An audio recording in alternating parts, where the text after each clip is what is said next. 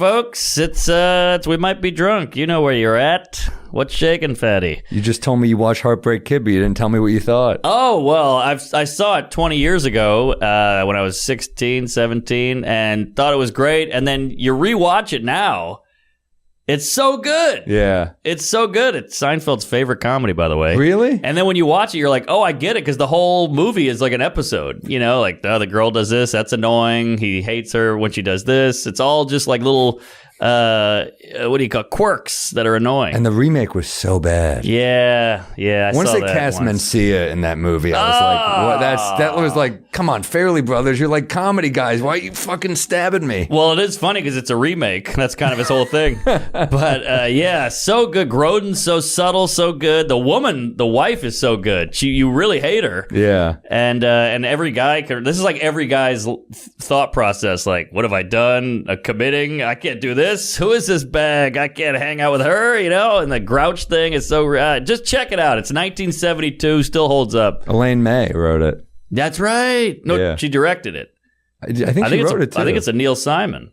I don't think it's Neil Simon. Where's Harry? We need Harry's fat ass Harry's in late. here. Let's look it up. All right. I think it's a Neil Simon. I think it's a book from some other guy. Really? And I think Neil Simon wrote the screenplay, and then Let's Elaine see. May directed it. Maybe you're right. Damn. And it had a kind of a new wave Euro This sucks. vibe. I looked up the Heartbreak Kid. And the new one comes up. That's what happens. The more popular search. Brutal. The remake, Ben Stiller. I didn't know it was a Farrelly, by the You're way. right. It's Neil Simon, man. I'm a dum-dum. That's why it's so good. That guy can write. It's funny. I typed it into the search on the TV, and it said, Jew, Lenny. I was like, geez, is that necessary? But that was funny in the search. You wouldn't do that with, like, black, white man can't jump, black guy, Wesley Snipes. But the Jew... Sybil Shepherd, too. Holy shit. Oh, what a dime. She was hot. Woo! Lovely lady. And it's kind of insulting, too. It's like this obvious goy, this blonde, bombshell versus the annoying New York Jewish gal. The constant struggle as a Jewish man. Yes, exactly. The shiksa. You like a shiksa. You've dated a Jewish gal? Oh, I can hear your mom snapping a pencil. What did I do? Yeah. You smothered me. No. Right, yeah. Well, No. That's You know what it is? stereotype. I mean, Jews, I think we like women who are a little more like pushing us away because we tend to have overbearing mothers. Interesting. Yeah. See, I think the goy, the Gentile, we try to go fuck our mom subconsciously, and you guys try to fuck not mom. I think on some level you're always fucking a parent. Yeah, that's true. My last relationship, I tried to fuck my dad. It was horrible. She just left. Yeah. Oh, yeah, we got the big reveal. What do you want? What, you reach in first. Me? Yeah, you reach in. All right, so this was Sam's week, so we got the big brown I went bag weird. of I hooch. went with a summery drink. It's kind of summery out. Ooh, nothing wrong with that. Whoa, nice. You got a watermelon. I got 4 different flavors. I'll take a watermelon. White Claw. Let's see what I get. This is exciting. Mango. Hey, that might be the worst flavor, by the way. Is it? I think so. All right, I'll switch for something else. This is great. Strawberry, is that good? That's good. All right, let's. I'm a White Claw guy. I know everybody calls me a pussy and a queef, but it's I light. did. I didn't know you like White Claw though. I do like. Yeah. I just like it. It's light. Goes down easy. Summer day. Oh yeah. That is good. It's good. It's refreshing. Sue me. I got a lot of shit when I was filming the rooftop thing. People were like, what do you need? I was like, a mic, an amp, and your friends who are cool, and White Claw. And they were like, White Claw? And then guess what? They were gone always the second I went for my second round. Exactly. They're kind of gender neutral. Everybody can get on board. They're not too sweet. They're not too tart. Not too heavy. I didn't like the wine coolers back in the day where it was like you had to be like a Zima or a Mike's Hard guy. And it was like Mike's Hard was really like classic trying too hard. Yep. The sweet, you know when you drink a couple of Cokes, you feel that your teeth are kind of sugary. Yeah. Mike's would do that. So much sugar. Smirnoff Ice. Remember that You've Been Iced? They would just hit it and it would just start fizzing up and you're like, fuck, I gotta chug it. You gotta chug it. You've been iced, dude. It's like the opposite of my ex. When it started coming out, she got the hell out of there. But and then you got iced. Yeah. So did the border. All right. Here we go, folks. We're having too much fun. Yeah, the White Claw is kind of fun. And unlike the wine cooler, it's not too sweet. Like, I never got the backlash because it's basically, I like seltzer. This is just seltzer with a kick. Exactly. I'm so with you. And look, I love beer. I'm a big beer guy. Grew up drinking beer. But sometimes, they get that heavy, the yeast, the malt, the hops. It's a lot in your stomach.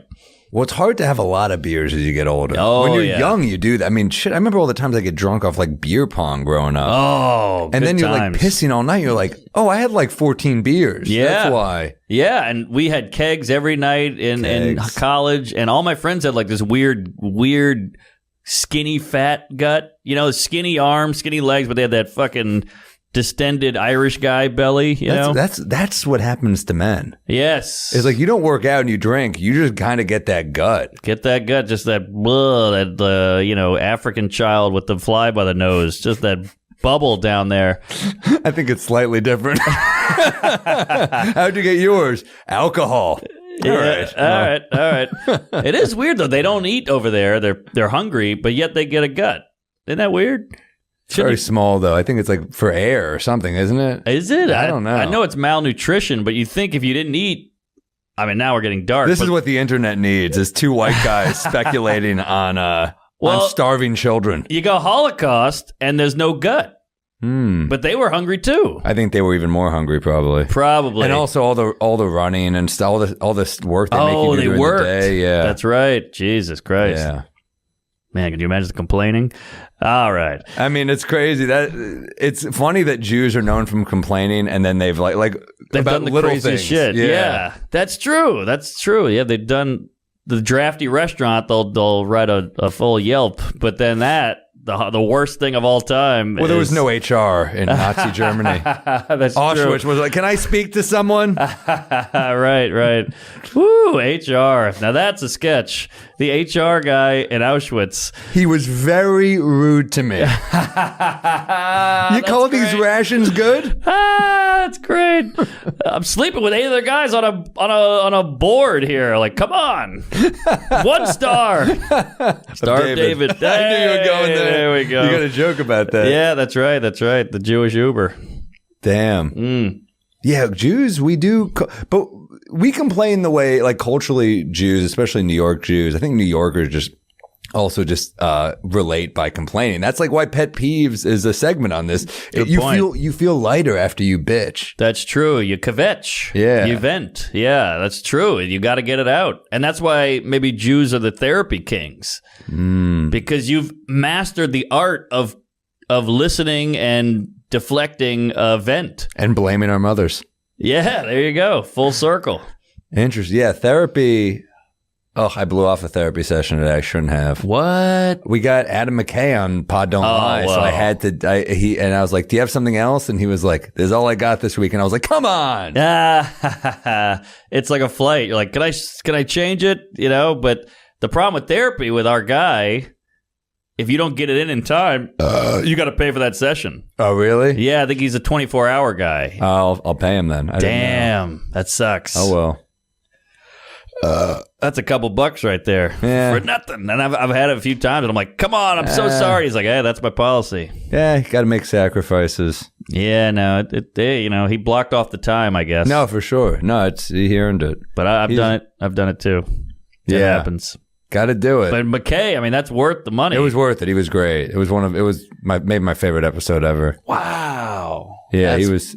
Stavros pulled it in, man. Great pull. The Greeks. He's great. He knows basketball. He came with jokes. That's guys like that who get that successful. I mean, you guys know Adam McKay. If you can't for some reason place Adam McKay, then you're not a comedy fan. I mean, this is Anchorman, Step Brothers, the other guys. God, wow. I think he had some SNL stuff. He wrote The Big Short. What? Yeah. He wrote that? Yes. What?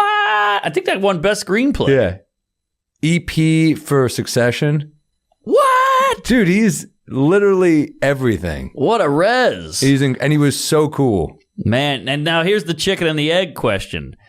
Is he bringing shit? Is he prepared because he's successful, or is he successful because he prepares? Definitely the latter. Yeah, I think so. You get to that level. He came. Stavros and I used to do bits about like the All NBA like cuck squad. So we would give like 5 players who were the biggest cucks. It would be dumb lists. He came with like 3 of those lists. Wow, so man. cool.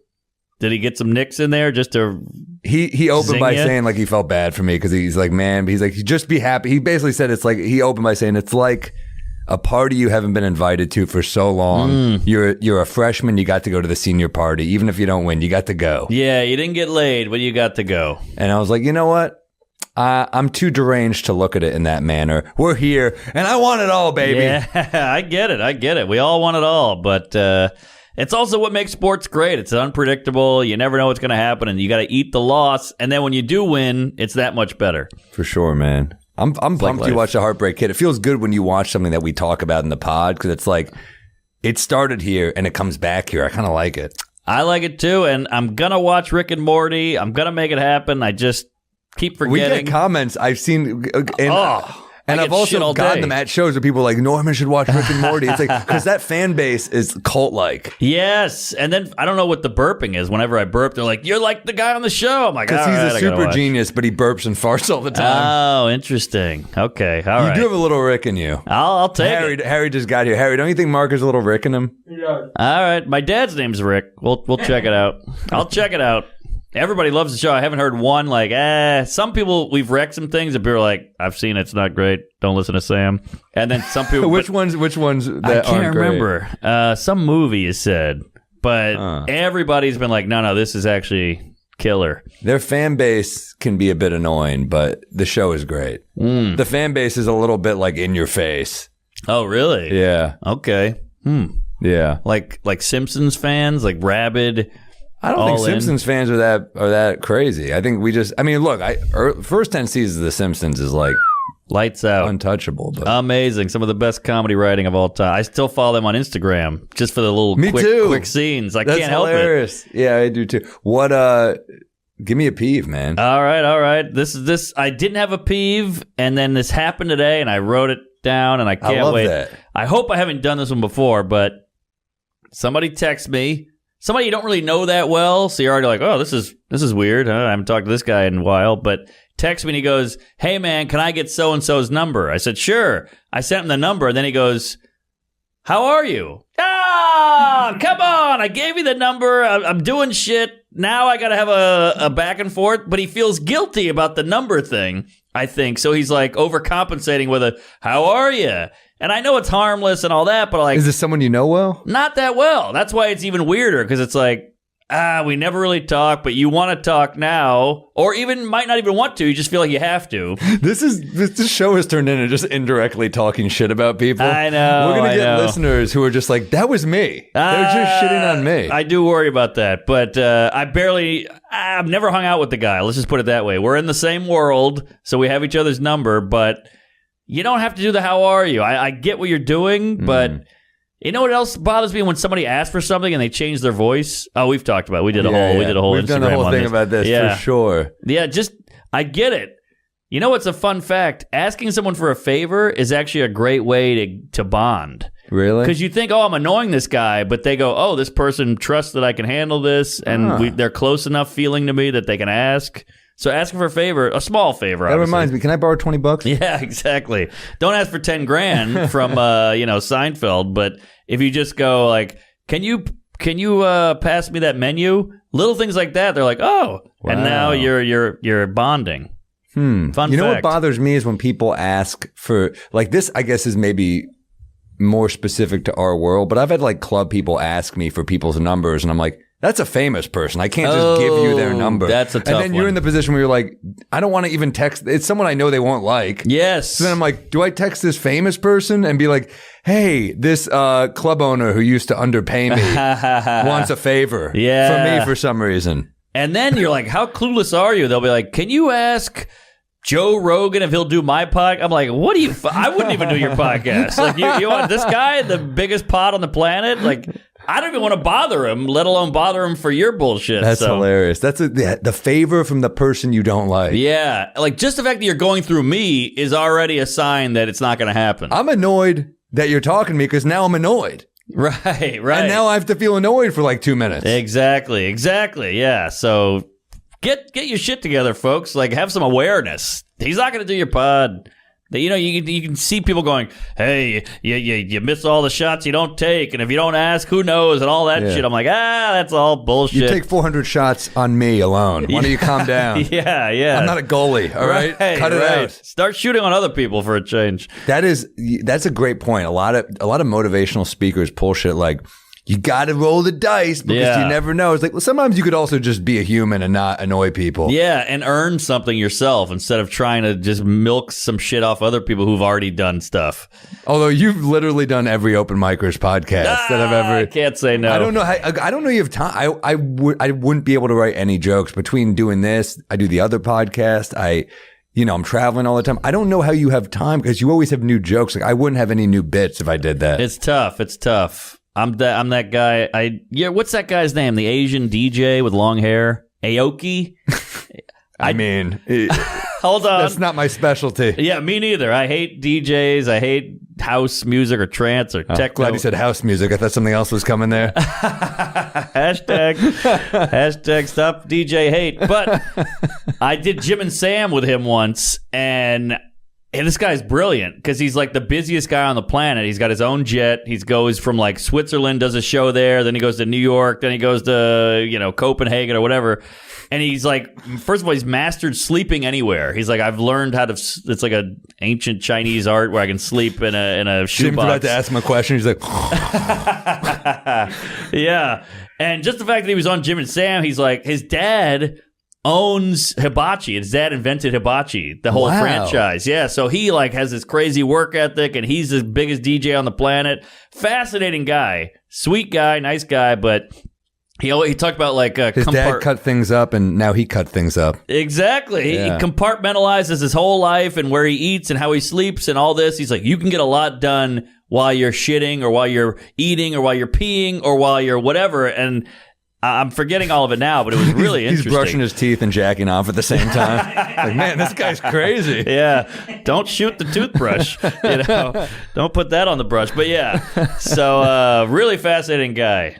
There is something interesting about managing time that well because I'm jealous. I mean, I waste time so much. Oh, I'm so good at wasting time. Al Lubell used to have a great joke. I don't know if you know Al Lubell. I love Al Lubell. Great joke writer. He's a bunch of great Lettermans online, but he had a joke about like, I'm another second closer to death. I'm another second closer to death. I'm another second closer to death. Time is killing me. Time is wasting me. I think that's why I like to do nothing all day. Time's not going to waste me. I'm going to waste time. Yes. That's very great. wordy joke, but I like a wordsmithy joke, but I love jokes like that. No, me too. He's got some brilliant stuff, some real like brain twisters. We're like, whoa, that's true. That's a great point or whatever. He's great. He had one too about how he was on a flight with just him and one other guy. The guy was flying the plane, and he thought, I just realized I've doubled my chances of dying of a heart attack. Because if he gets a heart attack, I'm dead. Right. He goes, and I'm fine dying from a heart attack. But his heart attack? Oh, that's so smart. That's like math jokes, He's really, I used to watch him. I worked the door at Broadway Comedy Club, and you'd see a lot of, whatever middle of the road sets come in, and he would come in and bomb a lot, but I'd be like, damn, I'd be watching that guy and just kind of like marveling at his structure and his sets. Structure, completely unique, completely weird, but just trying to work that shit out is impressive. Because that joke complete is a cool thing, but the finding the beats of that's got to be a nightmare. Yeah, you got to that's all at home. That's what do you call it? Page to stage. Some guys, they write a premise, they fuck around on stage and work it out. That you can't really work that shit out. You're right. That's got to be kind of written first. Yeah, that which makes it even more impressive to me. Yeah, he was awesome, man. That's what's crazy about music. These guys write, I ain't got no, and then they just bring it on stage. They don't really go, I don't know anything about music, so are they on stage going like, hold on, cross that out, they didn't like that part, because it's just people going like this in the crowd, they're not really reacting. The satisfaction part, that's good. Yeah, that's working. The I ain't got no, that's no good. It must feel so good because I think they just know, right? Like they just kind of know in the room that the song is good, I would guess, right? I guess. Well, I mean, if Keith Richards and Jagger together, you've got that kind of like unique bond. Yes. Where you can just create shit together. And there must be moments where they're like, oh, we got something. Oh, I know. That's got to be so cool. Like, he's on heroin, Jagger's getting his dick sucked, and they're like, this is great. This is a great song. Pretty amazing that, like, these random people can find each other and just make brilliant shit that the whole world loves and plays and changes lives and makes people happy. It's fucking art. Did you see that Beatles headline? How they used to jack off together? No. There was a whole and it was I think it was Ringo Starr. So that was before I joined the band. I mean, Beatles indeed. Wow, I didn't know that. I mean, I did that with my friends. Me too. Hey. Yeah. I have a long bit about it now. Oh, nice. Yeah. It wasn't. It's so funny. People, the two things I would always get weird reactions from on the road is that and saying, on some level you're trying to fuck your mother. Yeah. It's like, and they're like, oh, and I'm like, is this breaking news? I think this is every therapist. Yeah, that's Freud 101. Yeah. But I think it's kid jerking, your kids, so that's weird. And then it's incest, I guess. Sure. So it's only the most popular porn category of all time. Good point. Where's porn gonna go? Oh, good. I mean, animals? I don't know. It's a good question. It might be next. It might be next. There's nothing left. We've done family members. We've done interracial. We've done old and young. We've done...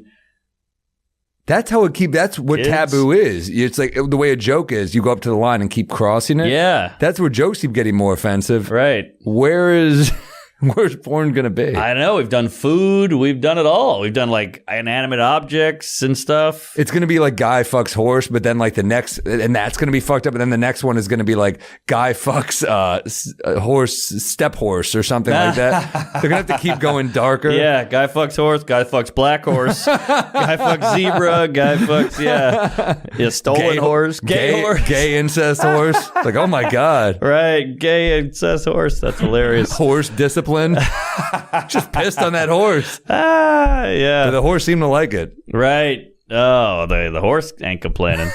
Horses have bad lives, man. I know, they really do. Well, I guess it depends. We talked about dogs, but horses, you're either like a racehorse, that's like pro athlete. So in the horse world, being a pro athlete is Nightmare. the worst. You're getting whipped.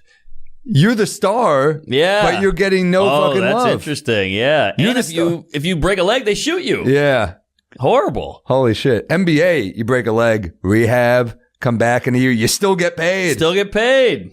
I think you got a bit here. Maybe. Write it down, Harry. Interesting. That's a great point. Yeah, the dogs have jobs: drug sniffing, seeing eye, anxiety dog, police dog, the Dalmatian on the fire truck. That sucks, but at least if they suck at it, they just get to live with some family. Right. The horse is like, yeah, we got to shoot you in the head. You blew out an ankle there, Secretariat or whatever. Have you ever been to a racetrack, the horse track? I love a racetrack. It's fun. Oh, yeah. I grew up going to that shit. I love it, man. Yeah, and it's just a reason to drink and be outside and wear a seersucker suit and woo. Mint julep. A guy I went to high school with, the toughest guy I know, this guy Ron, he would get into fist fights all the time. He was a headbutt guy. I know. He was the funniest guy, coolest guy. All the girls loved him. And he would just get into shit with a guy and just go, and the guy's nose would explode. We're like, oh shit, it's on. And then the place would go nuts. But he now does the... I guess like the grooming of horses. Like he works at the stables. Damn. Makes a fortune, living the good life. He's like the most New Orleans guy on the planet. He's drinking a mint julep right now. That's my horse. Yeah. He headbutts the horse. You lost the race. Yeah. Headbutt is so violent. That is savage. Because you're hurting yourself. It's almost like a half kamikaze. Yes, that's great. You're kind of like you're hurting yourself, but you're hurting them more. You're hurting them more, but still, that's how tough I am. Like I'm willing to hurt myself just so you get hurt, and no one sees it coming. Headbutt is always like fun. One of my favorite scenes, Happy Gilmore, when he headbutts Bob Barker. It's so violent. To do it to an old man is fucking hilarious. It's crazy. Have you ever headbutted someone? I don't know. I don't think so. I did it on accident, and I think there's a way to do it right, obviously, because people do it and then move on and keep walking. But it is the worst pain. It's that skull on skull, your brain shakes up. It's just horrible. I think I did it like friends drunk, and I was like, yeah, this doesn't feel good. Yeah. I had that one friend who was just crazy. He was like the dude you're like, this dude, he didn't look tough. Yes. That was the worst part of it, where like, this guy does not look tough. Yep. And he would be the first one to throw down and be like, this dude is like, it's not just being physically strong. It's kind of like not shying away from being hit, which I don't have. Right. Certain people just have that thing when other people come at you, they just are like calm as hell. Yes. And that's another thing. That is very interesting. That's like what a Mayweather type has, where it's like, he's great at dodging. He's just calm. Right. It's almost this race car gene where when you're in the crazy moment, your adrenaline is lower, your heartbeat is lower, your heart rate is lower, where we go the other way. Oh, I panic for sure. Yeah. But also I panic because I'm self-aware and I know I can't fight. Right. Yeah. You ever really lost one? You ever gotten your ass kicked big time? By the kid who was like the protector of us. Oh, really? Yeah, he beat the shit out of me once. Wow. Yeah. That's we were both shit. drunk and it just turned into like me thinking I was tougher than I was and him knowing I wasn't. Wow. And I think it just kind of started with like the poking and then it turned into like a thing. And I remember him taking my face and smashing it on the floor and I was just, I just came too bloody. I'm like, yeah, he got me pretty good. Jesus. What does this guy do? Is he like a marriage counselor? Like, what does this guy do? He works in HR at a concentration camp. Perfect job. You missed that callback, Harry. Wow. What does he do now? I don't know. He was actually, the weirdest thing was the nicest guy. Of course. They always are. I mean, I just crossed him the wrong way. And it's funny to call a guy who did that to me, but he's really like the nicest guy. I get it. Yeah. I remember one guy, this is crazy, one guy fucked with him hard, like a tough guy at a party. And we got into it and he fucking keyed the guy in the neck and sent him to the hospital. And I was like, keyed? Hey. Yeah. What? Yeah, he was this guy, a prison vet? Like, who is this guy? He was pretty fearless. I remember he pulled a gun on me once in his apartment and like he did it as like a joke. It's funny, I described the guy as like the nicest guy. Yeah. But he like cocked the gun in my face as I was like taking food out of his freezer. And I was just like, that's hilarious. I was like, he was like, gotcha. And I was like, yeah, I mean, you got me. I will not eat these pizza rolls. That worked. For all the people that are like, I need to protect my home, you're like, there's people that are just like, check this shit out. Yeah, I had that friend too. I had two guys with guns. They're both firemen now. Just crazy, like beefy white guys, football team. And one time they came to my house. They knock on the door. It's like a Tuesday at 10 p.m. My mom's in pajamas, and my dad's like holding a candle with a night hat, and they're like, "What is Mark home?" And I'm like, I'm on the stairwell, like, "Hey, what's going on, guys?" They're like, "Oh, can we talk to you?" And I was like, "Okay." My mom's like, "What's going on?" That whole thing. I'm like, "I got it. Go to sleep, you crazy whore." And I go outside, and they're like, "Hey, you want to come drinking?" I'm like, "Dude, it's Tuesday. We're juniors in high school." And he goes, "You're coming out." And he pulled a gun. And I was like, "I guess we're going out." And I just went out in like flip-flops and shorts and a t-shirt. We went drinking all night. Jesus Christ. I didn't want to, but when a guy's got a gun, you just do it. It would be great if he took it even further. Your mom's like, "Where are you going?" "Shut up, bitch. Get down." Yeah, right. And then "Hey, Mr. Norman, suck my dick." He's like, okay, don't shoot. Yeah. Wild guys. Guns. Yeah, guns are scary. They just went out. My thing is like, wouldn't you be scared that you just get like, you act that reckless and you're drunk and shit, that a cop grabs you and is like, "What the fuck is this?" And then you're really... Yeah. But I guess if you're willing to pull that joke with a gun, you're not thinking about consequences probably. I guess not, yeah. And they were those kind of guys like, I hope someone fucks with us, which I don't. I just want to get drunk and have fun and laugh, but they were like those types. That's not healthy. No, these guys like their dad hit them. They had some stuff Everyone's going on. got friends like that growing up, but they're like, "Let's start some shit." And I'm like, "Well, we're having a good night." Yeah. I've never thought like, wouldn't this night be cooler if I lost a tooth?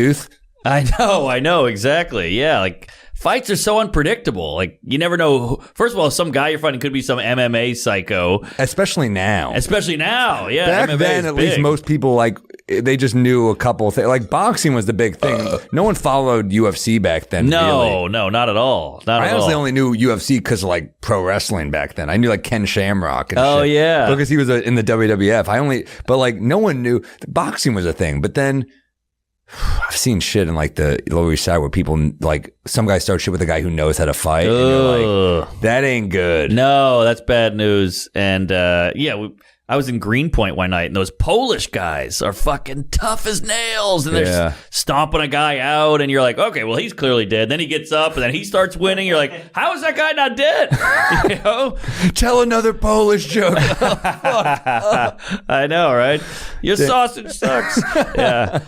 Oh, damn. Crazy. Yeah, any group has its I mean, like, no one wants to fuck with Albanians. No, God, no. Colin Quinn had that joke in his special, like, he go through every group, and he goes, and to show you how tough Albanians are, I'm not even going to do an Albanian joke. And I was like, fuck, I knew a couple Albanian guys who were like, these are scary dudes. Really? Of course. I don't even think about Albanian guys. They're just Russian, fucking black, white, Italian. They're like all Albanian guys are like Schwarzenegger in T2. Oh no, Robert Patrick in T2. Oh, I really? feel like you just shoot them and they just like keep walking to you.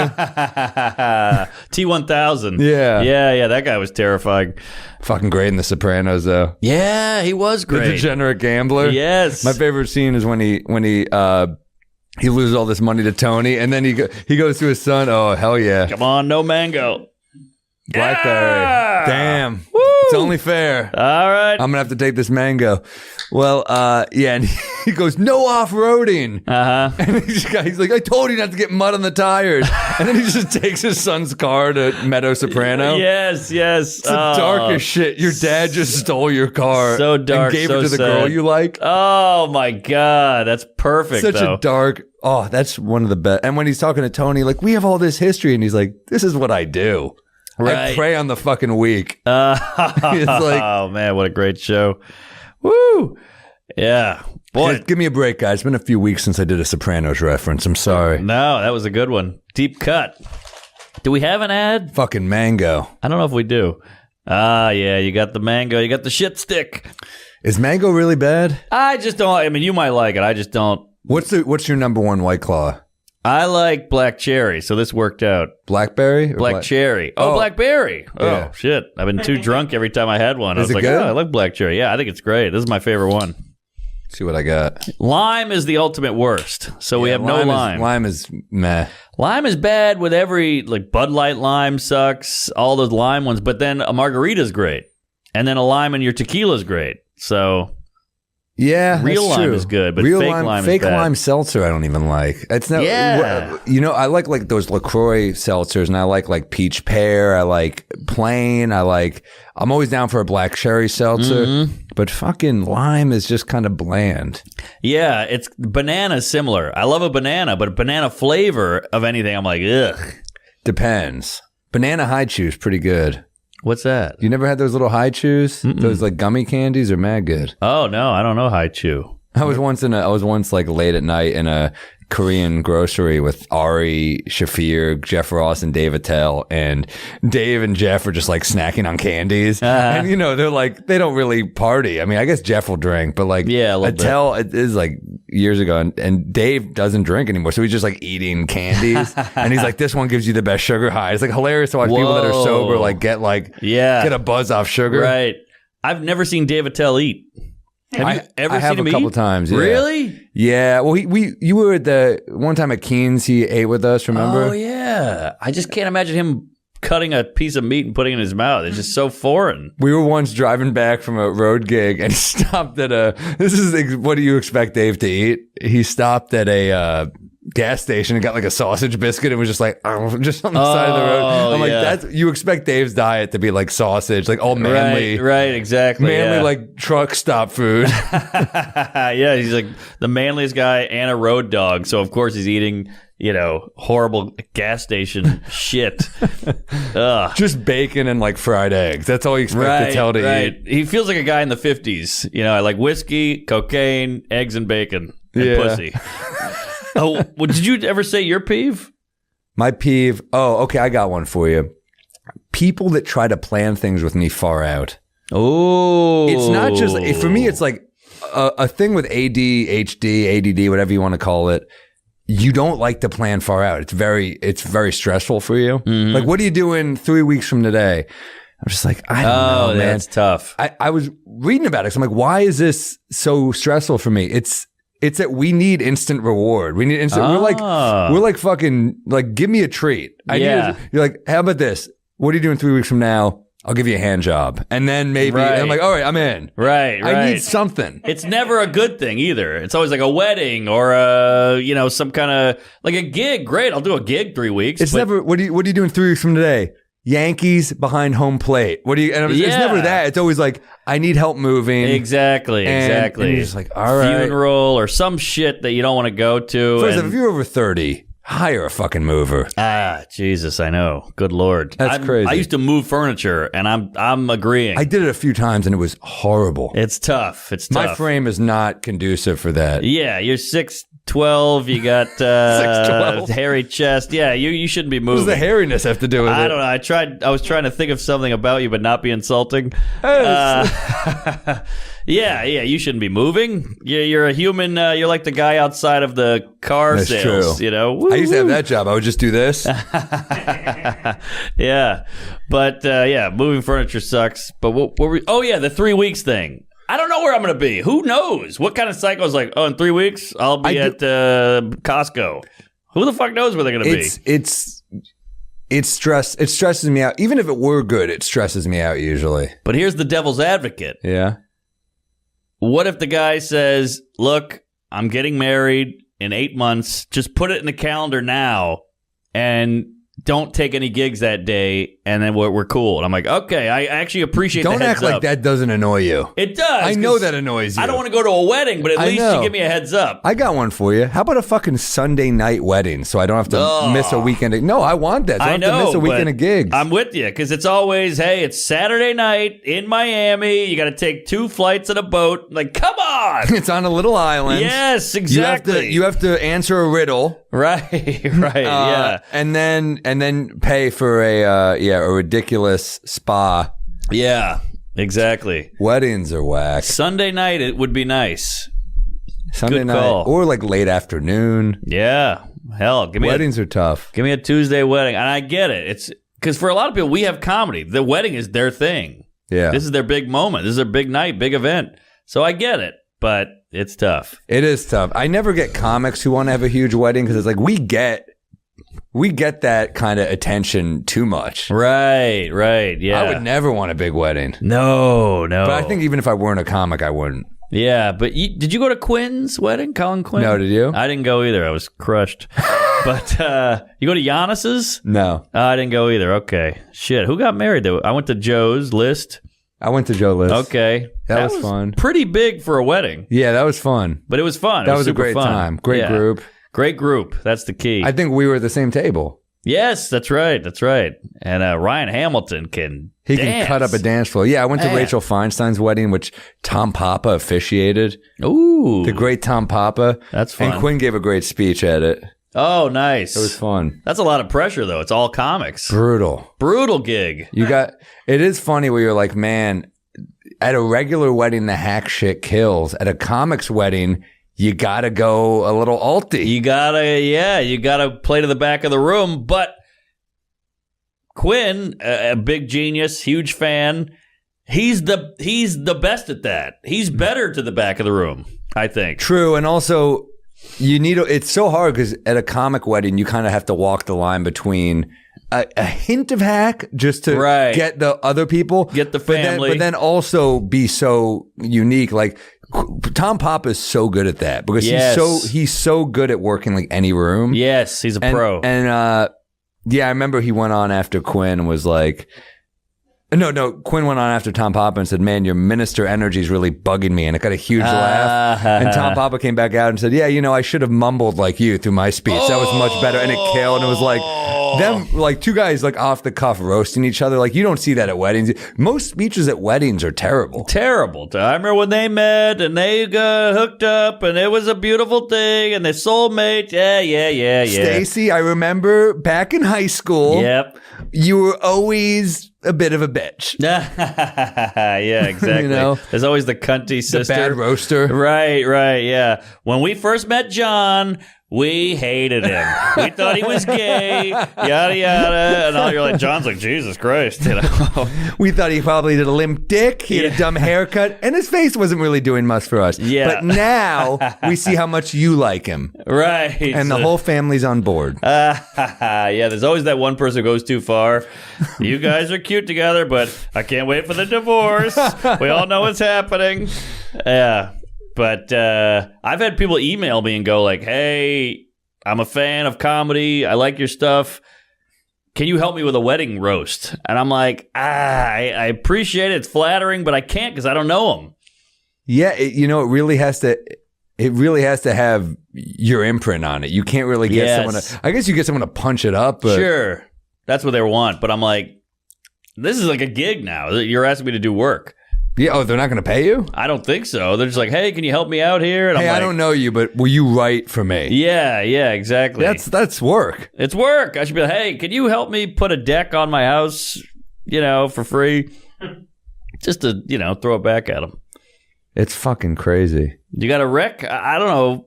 These claws are hitting me. I don't know how far in we are here. Really? Yeah, these claws are hitting me. You didn't eat before. Let's see what I might have another. I don't know if I have a wreck, but I definitely have another peeve. Oh, give me another peeve. I love a peeve. All right. Needless worry. Needless worry. People who worry when you don't need to worry. Oh, yes. Like my mom does this to me where she just panics and I'm just like, hey, if it's not okay, it's just not going to be okay. Right. Like I worry, but like she'll worry for me like in ways where I'm like, hey, guess what? You raised me. I worry. Yeah. It's not like I'm not nervous. You're right. When your mom is nervous all the time. Of course. You absorb a lot of that. So it's literally like she's a sponge of worry and it's just all over me. I'm like, yeah, I got some worry in me now. Yeah, of course. But I'll be on the road. She's like, you're careful when you're vaccinated. I'm like, no, I got unvaccinated last week. Walgreens does that now. Right. So. Right. Yeah, they took the Pfizer out of me. Yeah. Yeah. Come on, Mom. No, she just worries. I mean, look, I get it. We have jobs that are like, look, I really love my job, but like it can be a little draining. So I think they worry like, oh, you're never getting sleep. You're always sure. We're drinking. We're flying. No, I get it. I mean, I have a cat, and look, it's a cat. It doesn't talk, and we don't really relate that much. But sometimes I'm like, is the cat chewing on something? Is the cat choking? And I'm freaking out a little bit. And I'm like, the cat's just hanging out. It's eating a piece of yarn or whatever. But in my mind, I'm like, is the cat choking? Should I give it a Heimlich? Should I call the vet? And I can't even imagine having a kid. I would shit blood every day. This is a cat. Yeah. No, I remember I used to have a cat and I was the same shit. He'd be like, oh.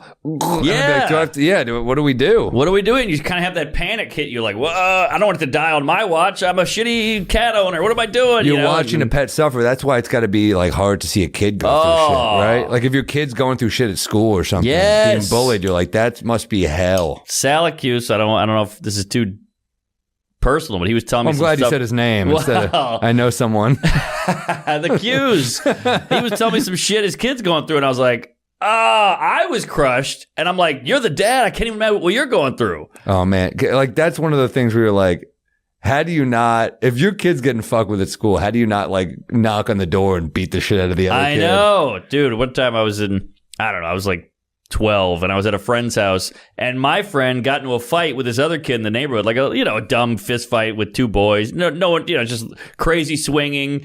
And the other kid hit my friend, got a good one on him, and his glasses flew off. But right when he hit him, my friend's dad happened to open the door and saw his son getting punched in the face by this other kid. And the glasses flew and they skidded on the concrete. And he goes, your ass is grass. And the other kid went, and ran away, as a kid does. And so then the dad runs out and he's like, are you okay? What the fuck? Who is that kid? I'll kill him. And I remember being like, Jesus, dad's a little psycho. But he saw his kid get punched out. I don't know. And the glasses are very expensive, apparently. It ended there. The dad fucking kicks through the door at his home, just starts fucking wailing on him. Yeah. It's crazy. The dad anger. You always hear these old stories of like, you ever hear about the dads who like, okay, you two boys have a problem. You're going to fight on the front lawn. I'm going to have a beer and sit in the lawn chair. What is this, Hamilton? I've heard about this happening. I've never seen it, but I had friends who were like, oh, yeah, my dad had to watch me fight another kid just to settle it. I don't know. That is like the modern day duel kind of. Like, it is. After school. Yeah. It's gotten softer. It has. In 20 years, it'll be, I challenge you to a debate. Right. Yeah. We're going to tweet off. Yeah, but... Jake LaMotta, famous boxer, the Raging Bull, sure. He said in his book that this is the Bronx in, the 20s or whatever this is. Sybil Shepherd again, right?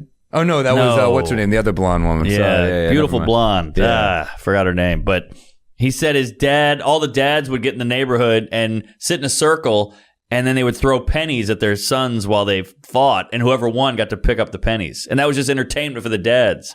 And so Jake LaMotta got good doing that. They were like 6. Crazy. Those are different times. Back then, he took a dive, and he didn't get the pennies, but he got a bunch of extra money. Right. He got a nickel on the side. Yeah. Fun story. Damn. Yeah. LaMotta, I mean, that was just such a tough... That was also when Italians were, like, treated horrifically, so they just had to make fun amongst themselves, Every group's gone through shit, man. I know. Every group in this country's gone through some shit. Yeah, Sinatra's dad had to change the name of his bar to O'Hurley's or O'Hanley's or whatever, just because they were like, you can't have an Italian bar? What are you, crazy?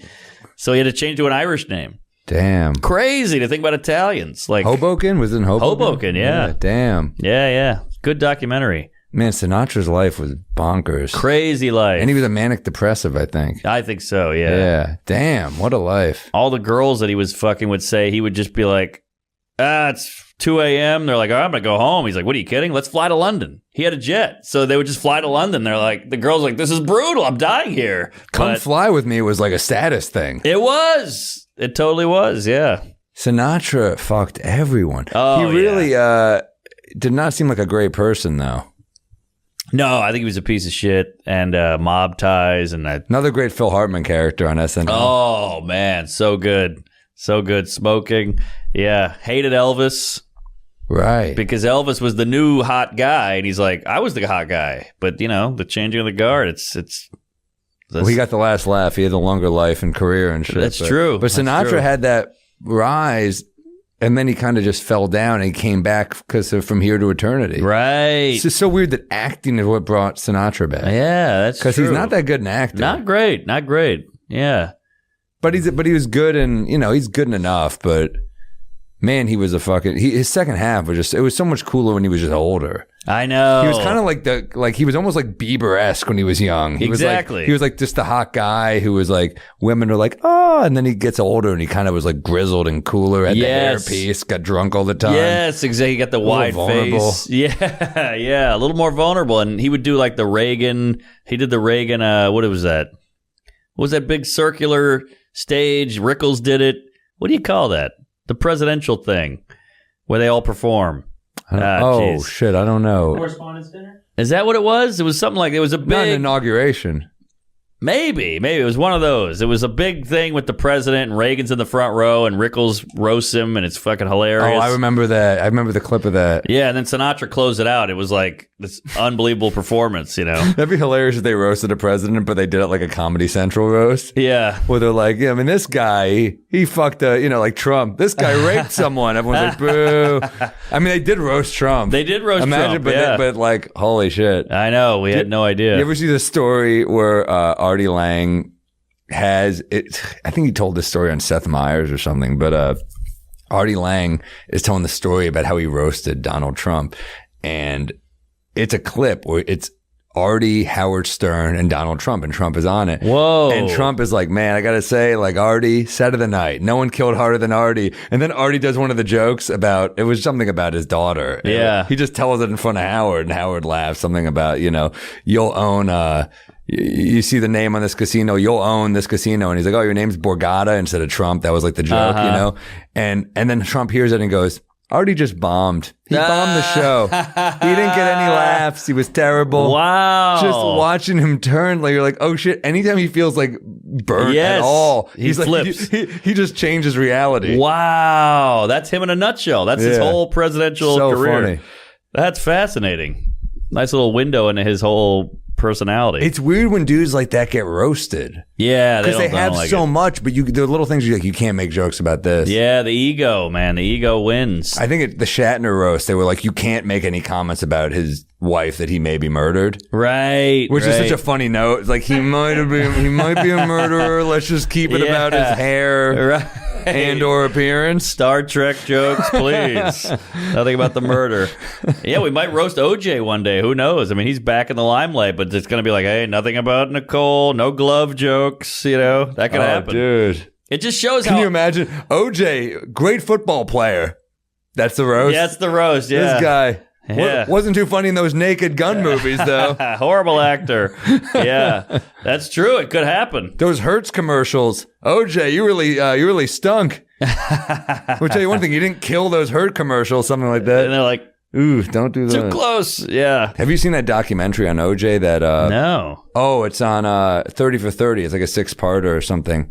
That might be one of the best documentaries of all time. About the whole thing with the trial and I think everything? it was Ezra Edelman, who's like just one of the great documentary makers, period. Harry, you've seen it, right? Mm-hmm. It's incredible. Wow. It's like 6 parts. It's one of the most American things ever made because it like captures the rise and fall of this great murder. So you have like the true crime element, the heroic athlete, the come from nothing, the American dream, the racial element, the riots. Like it's like literally everything that could have tremendous stakes. Wow, yeah. And it's just heartbreaking. It's a heartbreaking. And then like the pressure from his people, like he wasn't one of the guys, like in the 60s, all these black athletes sacrificed some wealth to be part of this movement, like Kareem Abdul-Jabbar, Muhammad Ali, Bill Russell. Yeah. All these guys. And he was like, his famous line, I'm not black, I'm OJ. So it's kind of like, it's unfair to put that kind of pressure on a kid to be like, you need to do this. But at the same time, it's got, looking back, it's got to hurt. Yeah, wow, man. It's got so much. It's one of the most brilliant documentaries I'm going to watch it. I think as highly as I can wreck anything. And there's a wreck, folks. That's as high. It's just, I mean, the 30 for 30s They're great. They're masterpieces. They're so good. And I'm not even a huge sports guy, and I'm loving every minute of it because I like documentary, and they're so well done. The one on Paul Daly, is that his name? He's that rednecky hick golfer. John Daly. That one is amazing. Because he's a drunk, right? He's a huge drunk. I mean, it's basically Happy Gilmore, but real. And he's fucking fat as shit now, and he's still good, right? Still good, and he would whack the shit out of it, and he was like this degenerate guy, and everybody's in like a polo tucked in with pink pants, and he's like, what are you doing? He's got a mullet and everything. I gotta watch Budweiser. Oh, it's great. Great 30 for 30. They have them on Delta flights now, which is great. Ooh, that is nice. Get a little, in between a little Beat Bobby Flay, you throw one of those on. Yeah, God, you got to love Delta. By the way, just a side note, this is a good ep. I mean, you wouldn't know from Matt's reactions, but great ep. No, I've seen him crack a couple times. Okay, he's a tough nut. But, oh, there we go. I saw some teeth. Matt's like the guy in the front row at every show of mine. So this guy is a fan of our pod, and he bumped into me at a show, and he goes, hey, man, I'm a firefighter. I love We Might Be Drunk. I like to drink. But I get all these free United things because, I don't know, as a firefighter, they get benefits or whatever. So he gave me a stack of United drink tickets or vouchers. That's amazing. Give him to Mackie. Of course, he's got status with United. The worst fucking airline. I know. I'm a Delta guy, but... Well, United, it's like, remember when they like had that guy dragging and screaming off the flight, and then like a week later, they're like, they killed a dog on flight. That's right. Like, so you can't make up worse press than dragging an Asian man off the flight, followed by a week later, you just take a dog and like, we're stuffing him in the overhead. You're like, you put a living thing in a place with no oxygen? I know. I love the idea of this is my anxiety dog, and the dog's like, ah! What the fuck? I'm in an overhead compartment for 9 hours. What are you doing to me? But yeah, so my point is he got me a lounge pass. Now, all I want out of life is to get in that lounge. I don't care about HBO special, Hollywood, movies. Get me in that lounge. Dude, it's so easy to get in the Delta Lounge. Yeah, you get the card with the lounge access. It's like an extra like $400 a year. It's so worth it. Oh, that's Think about all the coffee and free, first off, free food, booze, great hang. Yeah, you're crazy to not figure that out. I want to earn it. You can get it with the credit card. I know. I don't use credit.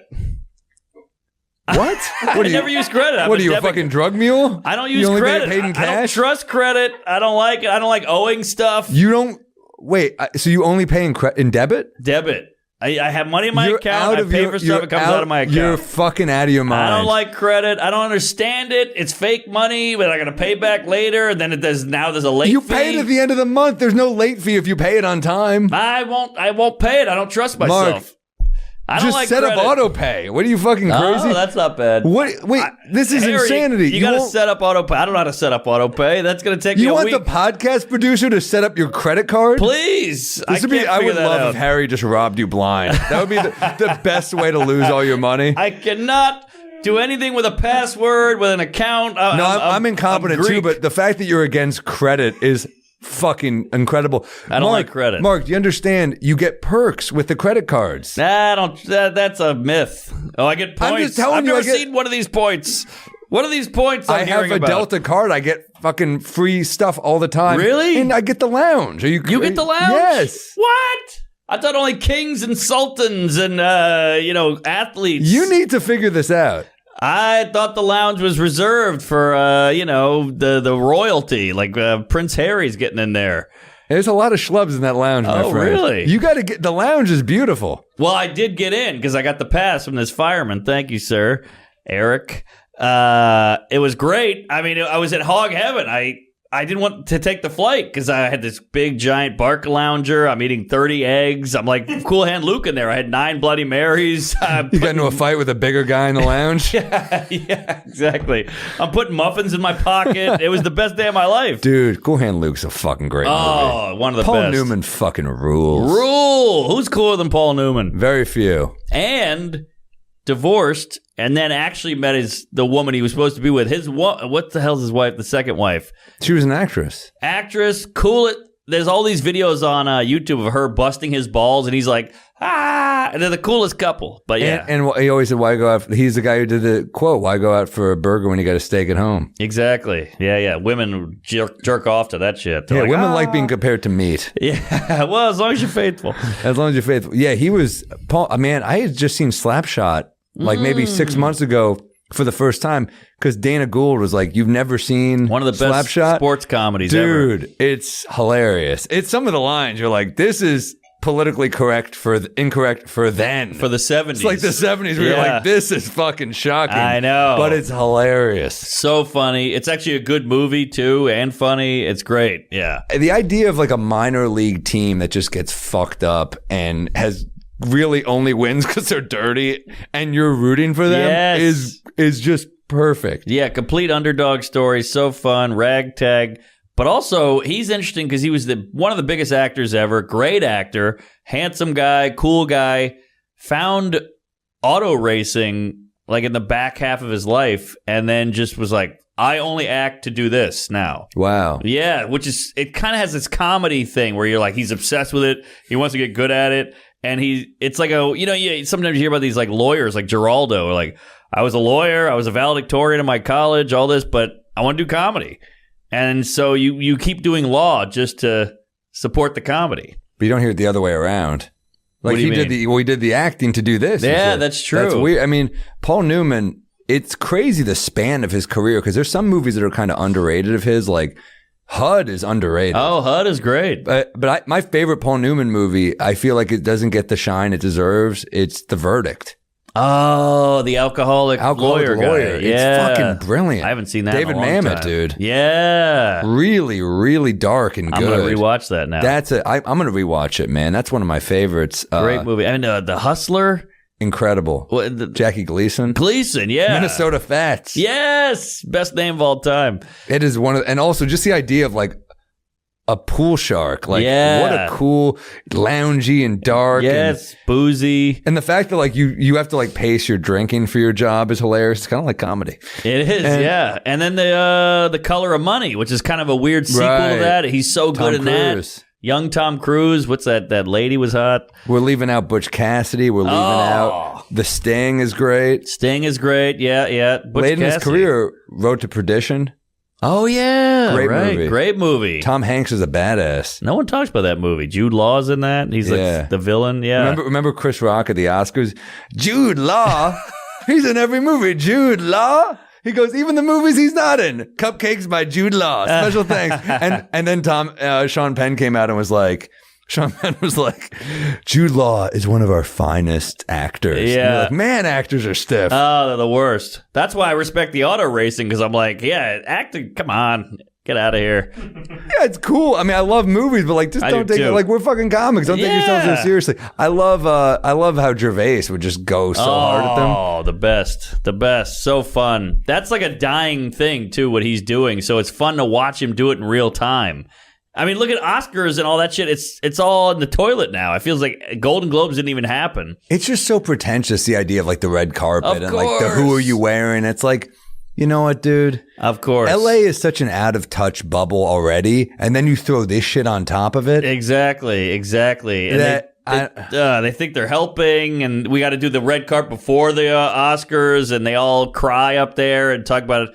We have to help people. I'm like, you're wearing a $10,000 dress, and you just accepted a gold trophy for playing make believe, and you want us to listen to you? You fucking chooch. And you're talking about nuclear proliferation on stage. Shut the fuck up. It's unbelievable. It's like, I mean, that's why Gervais was so brilliant. I remember when he said, like, you're all talking about like save these people, save that people. You're working for Amazon. I mean, that was like one of the best lines. I was like, ooh, that's cutting, because like, look, I get it. We all got to work. Sure. But having just the pomposity to go up there. Yes. That's why comedy is so great, because we at least get to keep it real. At least we're, sure, we're doing the funny bone in Poughkeepsie with the chicken wings and all that shit, but like, at least we're being honest and truthful. Somewhat. It's hard to be super integrity. It's hard to be really cocky up there if you're eating wings. It is in the crowd, but it keeps us not pretentious. They should serve wings at the at the Golden Globes, because that way it'd be hard to be. If you're wiping your fingers with a moist towelette, maybe you'd be like, we should calm down. Yeah, exactly. Give them a check spot. I want a check spot at the Oscars. Jennifer Lawrence is bombing. Why does she? Oh, everyone's paying their bill. That's why. Exactly. Try that shit for 10 minutes. Wait, I had to think. Oh, Gervais, my favorite part is when he goes something Epstein, and they all go, oh, and he goes, I know he's your friend. I know. I was like, yeah. Oh, wow. These are heroes. Fuck you. You all loved Harvey 10 years ago. You all love this guy. You love Epstein. Get out of here. Yeah, I mean, I'm sure most of them didn't know to the extent of what Harvey was doing. But because that's did. like, yeah, I think like you hear, when you hear murmurs, you're just like, oh boy, like, Harvey is like a fucking bad human being. Like, that's like, it's like crazy. It is weird to see that like he's like falling apart in prison. You're like, that's crazy to go from being like the most revered producer, because you're like, man, that guy's a fucking piece of shit, but he was a good producer. The movies are amazing. And I think he had a lot of influence on like the cuts, and like, it's funny, I was rewatching Entourage on the road just because I'm like, I just need a pick me up. I just need like a fucking silly kind of fun Entourage. Show. Yeah, but there's a character who's I think it's called Weingard. Oh, is he based on that? It's Weinstein, yeah. Wow. He's like a fat guy who's like a genius producer. Is he a shit bag in the show? He's a shit bag, but they keep kind of fucking him over, so his outbursts are like semi-warranted. I see. But yeah, I mean, he was like, you're like, this is Weinstein. It's crazy. Wow. That was his influence. Yeah. That he's in a show about showbiz. I mean, Ari Gold is Ari Emanuel, you know? Who's that? Rahm Emanuel's brother, who's like the guy at William Morris. Really? Yeah.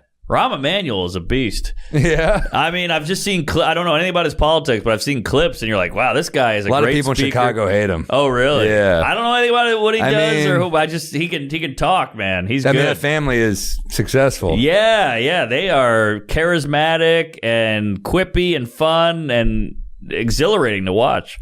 Yeah, I mean, it is crazy. I mean, watching that show, it is hilarious. We're talking about stuff that like won't fly anymore. You're like, this must have been offensive 15 years ago. What's that? I mean, Ari is like the good guy on that show. And there are lines where he's like, quick blowjob before to his wife. You're like, Jesus Christ. Right. Yeah. Fun show. That was when HBO was like going for it. You know, they had Curb and they had that. They still have Curb. That's true. But I feel like HBO was really cooking for a while. I mean, it was definitely the premier channel. It was like 6 Feet Under, Sopranos. Most shows fucking suck, though, now. And that's what I'm saying. Back then, they were everywhere. like... It's not just HBO. It's everywhere. Everywhere. I mean, everywhere's sucks. playing it so fucking safe. Yeah. Like HBO had Eastbound and Down. That show, talk about not playing it safe in a comedy.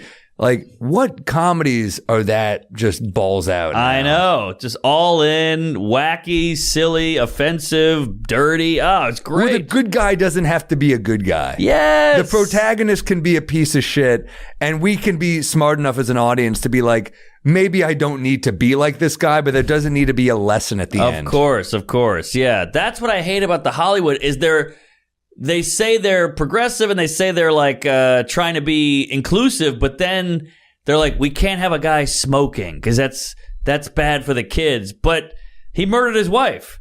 Right. So like our priorities are all out of whack. You know, it's like when they're like, we can't show a tit, but we can show you eating a moose knuckle or a moose dick, and you're like, that's way worse. But that's just how we're wired. Well, it's like classic, like you watching like Law and Order SVU, and Yes. they're saying the most. It's like on NBC, and they're like, her body was decomposing in a dumpster after a Right. guy jizzed all over, and then they're like, ooh, can we say jizz? That's Yeah. a little jizz is a little offensive. Don't you have a bit about it? Like you can say this terror. You can show like terrorism and like a dead body in Kuwait, you know, laying on the floor, but you can't say shit. Yeah, I did a bit about like how on CNN they showed mass shooting footage, but then they bleeped the curse word.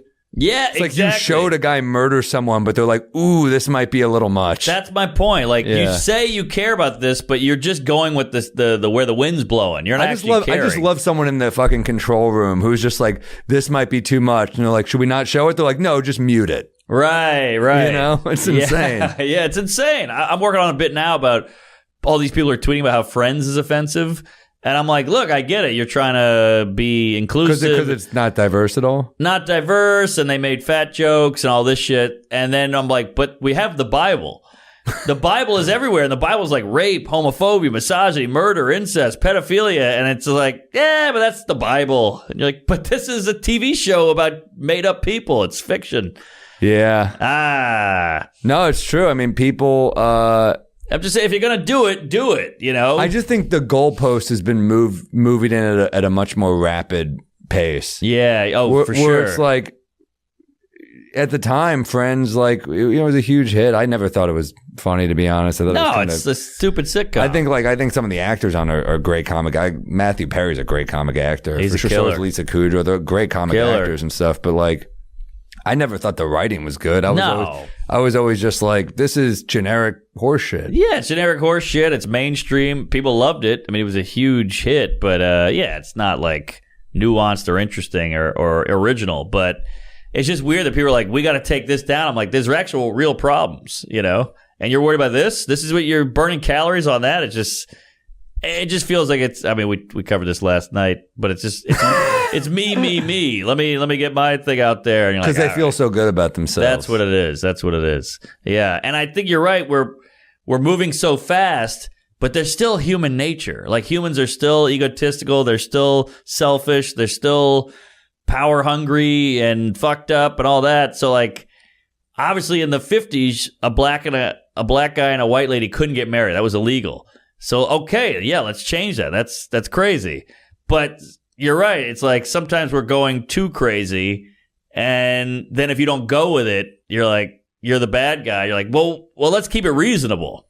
Yeah. That's the whole thing. Also, it's kind of like, how about just, you know, I just think like make new shows is my thing. Like, yeah. Like they go where the money is. So it's like, let's do a Friends reunion. Let's do a Sex and the City. Let's bring it back. Of course. Well, guess what? Samantha's out on Sex and the City. But how about having a black friend this time? Right. Yeah, right. I mean, you can always either expand on an old universe, or maybe you fucking make a new show. Like I saw they're doing another like Willy Wonka movie with Timothy Chalamet. How about some fucking originality? How about an original script in Hollywood? Like, you know, I think about the lack of originality and like how hard it is to sell something that isn't already like a proven like no one wants to make a superhero thing unless it's Marvel or DC. Of course. So they're like, let's get another character from DC because we have a deal with DC. And you're like, so you act like you want originality, but you just want you already have a deal with. Like corporate strangulation has killed originality and entertainment. We would never get a Pulp Fiction now. Never. I don't think so. Never. Or like even My Big Fat Greek Wedding, which was just some lady who wrote a script and it was funny and it got somebody happened to take a shot on it and produce it. And then boom, we got this great comedy and good for her. But I don't know if no one's going to take a chance now. What are you, crazy? It's too risky. But that's what art was supposed to be. And then they come after art. You're like, wait, some guy makes a crazy comedy special. You're like, that's offensive. We got to like, really? Come on. Well, yeah, I mean, it's hilarious the shit they complain about, and then but then also by the other side of it, like it annoys me when people that are so fucking famous complain about like censorship and like people coming after them. I'm like, you're doing fine, you're fucking okay. But did you see Chris Rock came out and said something?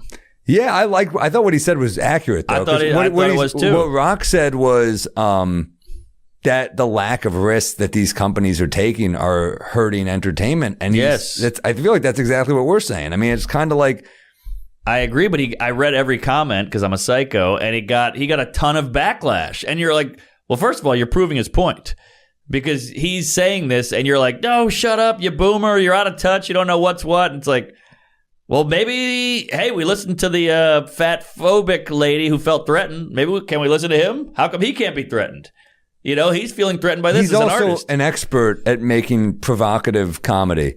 You know? Yes, and provocative comedy's fun. Billy Crystal got a ton of shit, I saw He got a ton of shit. Because he said comedy's a landmine now. And it's kind of like people are like, you old man. It's like, oh, all of you are fucking upset? Yeah. Point proven. Point proven. Exactly. You can't see that you're saying his thing. You can't even go over the fuck you, you old man. It's like, he's old, yeah. Like that's the end. Like he isn't. It's funny when people are like the most sensitive group, and they're like, "You old piece of shit." I'm like, well, the elderly are a group, and that's ageist. I'm not saying he's elderly. I'm just saying he's an older man now, and it's like he can't have a fucking opinion. I know. And I've never been a big Billy Crystal guy, and I'm fucking defending him. I'm not either. But like, I hear he's a real dick. Oh, really? Funny. I've had like 3 bartenders be like, "He's a dick." Oh, interesting. Well, fuck him. Fuck Curly's gold. He's in. My friend Pete Horry wrote a really good movie with him. I forgot the name of it. It's Harry. Pull this up. It's Pete Horry, Billy Crystal, and Ben Schwartz is great in it. It's called Standing Up, Falling Down. Oh, never heard of it. He's a stand-up in it, but it's really solid. And my friend Pete is a great writer. And check it out if you haven't seen it. Really, I've never heard it's like a dramedy, but it's got a ton of heart. And it's a lot of, and Billy Crystal's fucking great in it. He's a talent. I mean, Mr. Saturday Night is awesome. Never saw it. Oh, you got to watch that. That's a great movie. When Harry Met Sally. Great. Classic. Also great. Yeah, the City Slickers was great. Analyze This is great. I mean, he's a pro. Good. Yeah. But my point is, he came out and was like, this is weird. Rowan Atkinson was like, hey, I get nervous now doing comedy. And everybody's like, shut up, Mr. Bean. What the fuck do you know? And it's like, you know, it's bad when a guy who doesn't speak is like, shit's getting bad. And it's like, why can't we acknowledge that he feels this way? He did an offensive mime. Yeah. He's like, you know, canceled. Right. But I just don't get, like, we're so worried about someone else feeling, where's my safe space? I feel threatened. I was like, well, why can't they have a feeling? And we just go, you're old, you're white, you're dumb. I don't know. Let's be inclusive and include I think their when thoughts. someone like Rock says that comedy is getting, and he didn't say just comedy, I think his whole thing was entertainment is getting boring. I mean, I'm a big believer in that. Not everything you see should make you feel great. Sure, we can disagree. That's like, it's crazy to me. Yeah, I just think so much entertainment is so safe now. And part of it is that the people you pitch shows to, those offices are so hilariously politically correct that you can't pitch an anti-hero anymore. No. God, no. Archie Bunker is like the ultimate piece of shit, unlikable guy, but that's why it was a good show. Right. Now you have a focus group and they go, I didn't like that guy. He was mean. All right, get rid of Archie Bunker. But he's the whole backbone of it. Archie Bunker's offensive. And it's just fucking Rob Reiner on the show now. Yeah, it's just about a hippie. Just meathead. Yeah, exactly. I don't know. Donald Glover said the same thing and then everybody attacked him. It's like, maybe we're on to something. Maybe there's something cooking here. I don't know. Call me crazy, but I think there's a mom mentality problem in this country. Get him! That's a great way to put it. And look, and everybody's like, what are you guys, alt-right? Like, no, we just want fun, cool, crazy movies and original shit. That's all we want. And also, you can write a bad character without endorsing the views of that character. Of course, it's hilarious to me that people are like, you can't have this evil character. So everyone's got to be self-righteous and doing the Lord's work. I guess every movie is going to be an Aaron Sorkin movie from now on. You can't handle Sorkin. Yeah. It's a weird time, and thank God for the internet. As much as I bitch, I'm like, we're lucky we have you put your special on there. We can put videos on there, and that's also where the people shit on us. So it's got it all, baby. We got it all. And look, you're allowed to hate us and not like us and whatever, but just watch something else. That's a good system. Yeah, it's funny that's an attitude I've never understood, is like the outrage and then the stain on that channel. You know what I mean? Yeah. Like, you're furious, but now you're putting all your energy into just hating something. I'm like, yeah, there's a lot of shit I hate. I don't go directly to the creator and be like, you fucking suck. Yeah, exactly. Or you're a bad person. That's because people go, hey, you make something, people are allowed to shit on it. I'm like, I get it, but you can't call me a racist or something. Like, that's hurting my career. Now you're hurting my livelihood, and you don't know me. So you're saying I made a black joke attempting to be funny. You called me this horrible thing directly. How much worse would it be, though, if trolls did try to get to know you? You're like, fuck, now I got to spend time with this guy before he hates me? I think I made this exact point last night, so we got to move on. All right, let's do a bit, man. All right.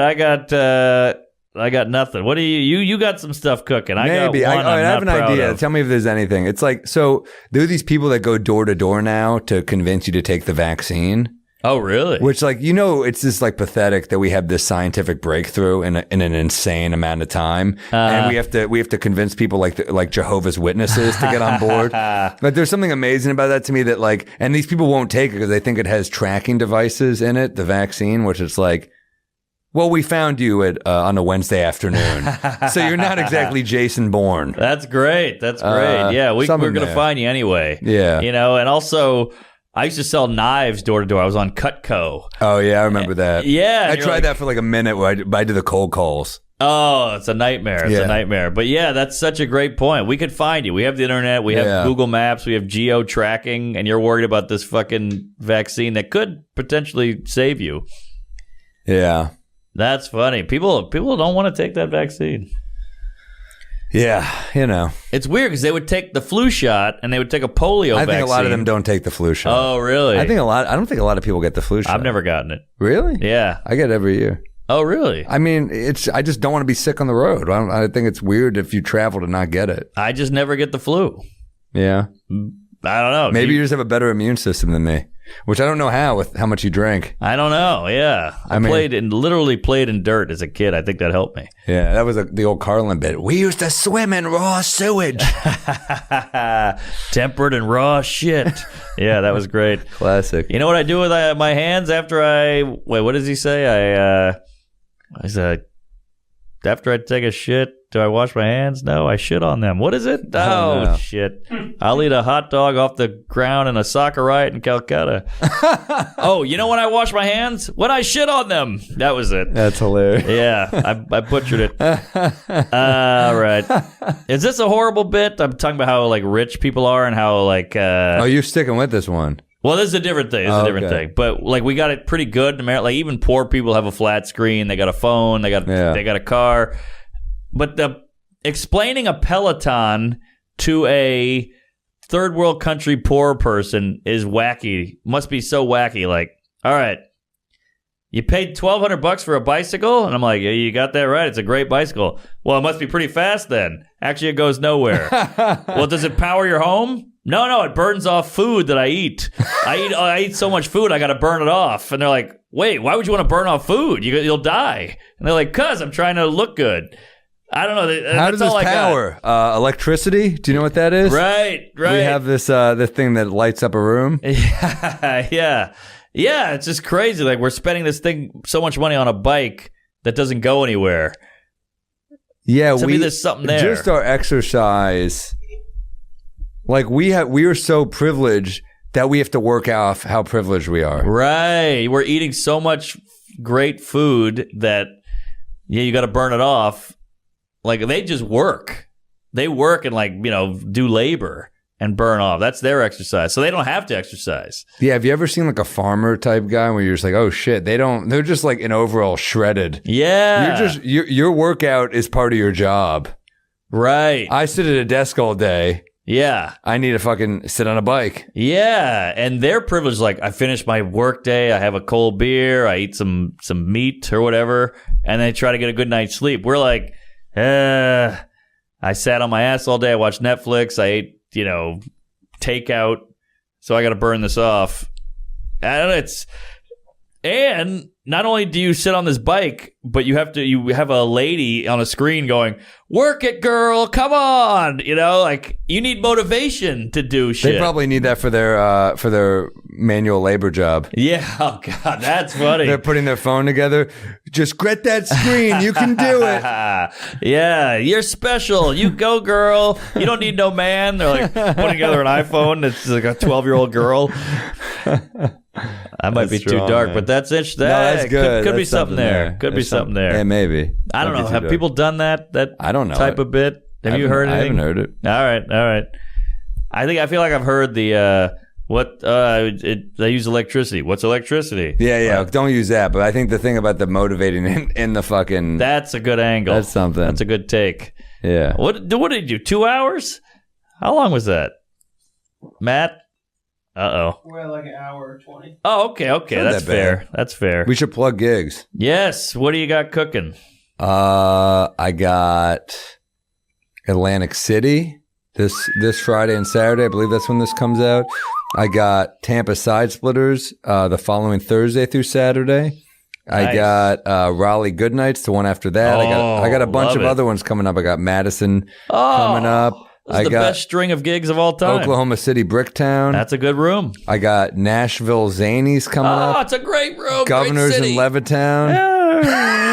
We had a drop off. I was at the Knicks game the other night though, and a guy was like, "We'll be a Governors." And I was like, "I love that." So, okay. And then I got comedy up Broadway in Kentucky. I got just That's a bunch. Good room. Great classic. Atlanta. Oh, that's not till September. Sorry. I got a lot coming up. I'll tell you. Kansas City in August as well. Improv? Comedy Club of Kansas. Oh, I don't know that one. It's in Missouri. It's new. It's supposed to be good. Oh, okay, great. Yeah, all these available at sammorril.com/shows. I can't wait to see you on the road. By the way, just before we even say anything else, this studio has been great to us. We're so grateful for it. Matt, Gotham Studios, you guys are the best. Really appreciate it. Happy we got a home here for We Might Be Drunk. Here. Love the room. Love Matt. Love the studio. Love the space. It looks great. It feels great. It feels like home, goddammit. Except for the charging. And if you want to send weird packages to us, this is the place. Yeah, we've gotten a few already. So send us some liquor, send us some booze. Gotham Studios. Send us anything you got. 38th Street. Yeah, don't send it to Gotham Comedy Club. No. Although we might still get it there. So. Yeah, that's true. Yeah, I'm there all the time. Where are you gonna be, man? All kinds of fun stuff. Virginia Beach Funny Bone. Never been to Virginia Beach. Never done the club. Pretty excited about that. Orlando Improv, which I didn't know they had an improv. I feel horrible. Never been there. I think it's supposed to be good. Oh, didn't you great. play that club back in the day? Never did Orlando Improv. I thought isn't it like Hard Rock or something? I thought you did it. I've opened for people at big places. Sean Patton likes that club a lot. Oh, really? Yeah. Okay, great. I love Patton. Check him out. San Antonio, the Rock Box. I'm trying to dabble in some rock clubs. Portland Helium. That's a fun I'm there in August too. I love Portland, man. Love Portland. Funny Bone in Toledo. That could be. I've never done it, but that could be rough interesting. city. I featured there like back in the day. For who? Lisa Landry. Whoa. 2011, I think. Wow, I forgot about Lisa. It's been a while. We saw the Louisiana. Planet of the Apes movie. She was a fun hang. She's cool. She drinks. Yeah.